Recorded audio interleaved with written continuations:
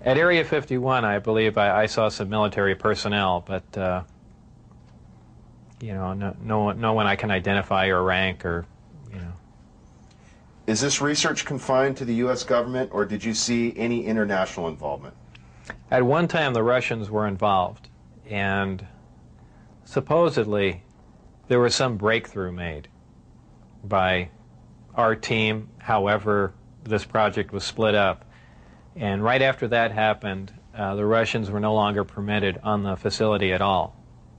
And you know, that's all I know about it. What was discovered, why they were kicked out, when they started working with us is all unknown to me. You were hired to replace a scientist killed in the project. What exactly happened there? Allegedly, obviously, I didn't see this and I don't know it to be fact, but this is what I was told, that I was hired to replace one of a couple people that were killed while working on one of the reactors from one of the crafts. Apparently, they, for whatever reason, cut open an operating reactor, and the device exploded, killing both of them. The scientists that were killed there, allegedly the detonation from the explosion was fairly large. It would have rivaled a small tactical nuke. So it was done at the Nevada test site, and it was to be passed off as an unannounced nuclear test. Did you have any direct contact or communication with aliens? No, not at all. Tell us about the briefing files. Under what conditions did you gain access to them? I was put into the briefing room with 121 or 22 briefings, and really was just told to sit and read through them. I think they were there just to mainly educate me on what was going on. They weren't a complete in-depth explanation on everything else, but just essentially a brief synopsis on some of the other projects that were going on there. Supposedly, the information, now this isn't something that I determined, it's something I was told, that the crafts originated from a planet that orbited the Zeta Reticuli star system. Zeta Reticuli 1 and Zeta Reticuli 2 are two stars of a binary star system. The craft allegedly came from there. One or two autopsy photographs I saw dealt with just a small photograph, a bust shot essentially, just head, shoulders, and chest of an alien where the chest was cut open in T fashion and one single organ was removed. The organ itself in the other picture was cut and vivisectioned essentially. Showing the different chambers in there. This was totally unrelated to anything I was doing, but from that photograph it looked like, you know, what you see in UFO lore as the typical gray. So how tall it was from what I could see, I couldn't tell because I only saw a portion of the photograph, but if everything else you see is correct, you know, I would imagine it was 3.5 or 4 feet tall. But there again, you know, all I had to see was a photograph, and you know, I didn't have much to go on. You mentioned these beings have historically interacted with man. How? What was involved there? Allegedly, this interaction has occurred since, you know, man was a simian creature, and you know, there were genetic alterations made. How specifically did the briefings detail how the aliens manipulated our genetics over the centuries? It mentioned 65 or 63 corrections or additions to the genetic makeup that finally resulted in, you know, a human creature.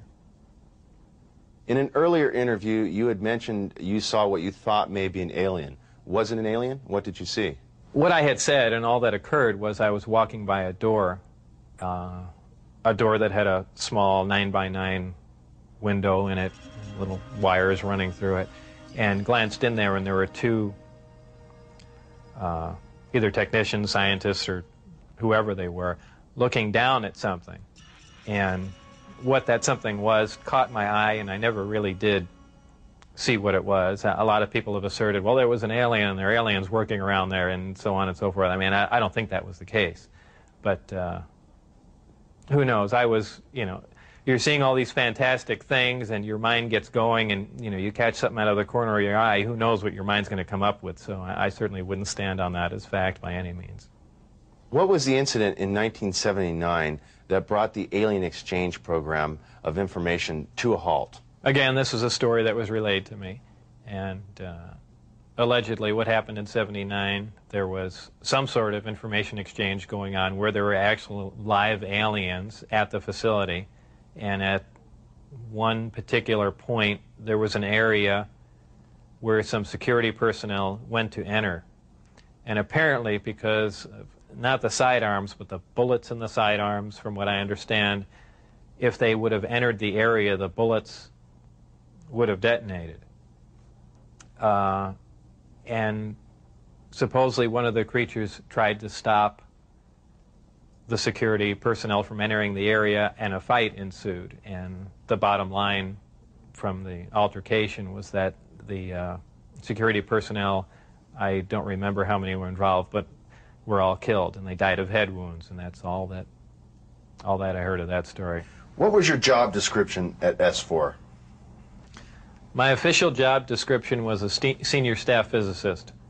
I don't know if I actually had that position when I was there, because I was there so infrequently. I wasn't supervising anyone, so that was the official position I was hired under. But whether or not I actually acted in that capacity, I don't know.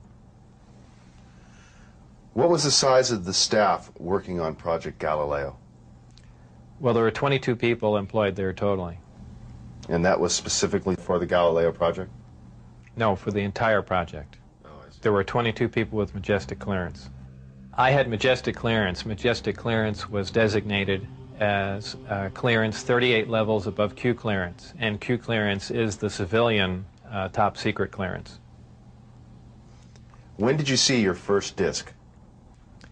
The first disc I saw, I believe it was the second, or I think it was the third time I was up there.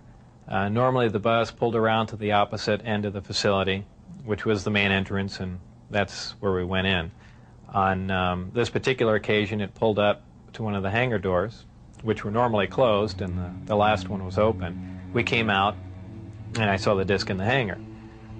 Upon seeing it, it struck me that, well, this explains all the UFO sightings, not thinking that it was an extraterrestrial craft, that this must have been some advanced form of fighter that we've been working on for years, and people have just caught it being tested, so on and so forth.